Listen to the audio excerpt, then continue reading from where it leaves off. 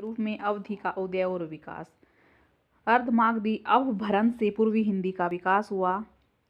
पूर्वी हिंदी के अंतर्गत अवधी, बघेली और छत्तीसगढ़ी की गणना की जाती है। पूर्वी हिंदी की बोलियों में अवधी है वो सबसे लोकप्रिय है और प्रतिनिधि बोली है। हरदोई जनपद को छोड़कर सारे अवध प्रांत में अवधी व्यवहार में बोली जाती है। अवध का प्राचीन नाम कोसल था, अतः अवधी को कोसली भी कहा गया है। देसी भाषा के रूप में कोसली का उल्लेख कुवलयमाला में किया गया है। प्राकृत पेंगलम में पुरानी अवधी के रूप में प्रकरण मिलते हैं।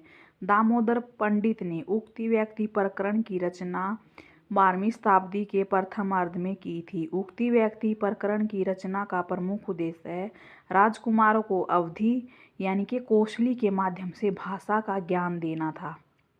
उक्ति व्यक्ति प्रकरण संक्रांतिकालीन महत्वपूर्ण ग्रंथ है जिसमें पूर्वी हिंदी का पूर्व रूप सुरक्षित है। साथ ही यह मध्य प्रदेश में और प्राच्य देश की आर्य भाषा में स्पष्टता को दर्शाता है।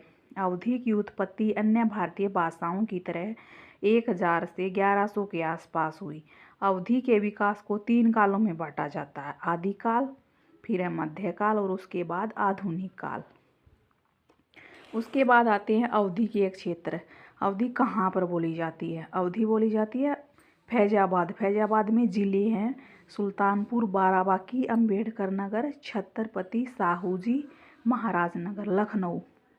लखनऊ में लखनऊ, उन्नाव, रायबरेली, सीतापुर, लखीमपुर खीरी में।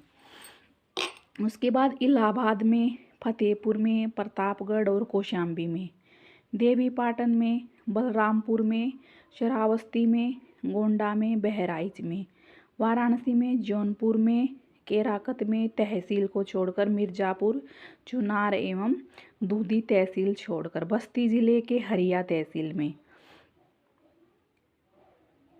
सीमावर्ती जिलों में अवधी समीपीय भाषाओं और बोलियों से कुछ प्रभावित है, जैसे सीतापुर और लखीमपुर खीरी में कन्नौजी से है, फतेहपुर में भी कन्नौजी से है, बुंदेली से है।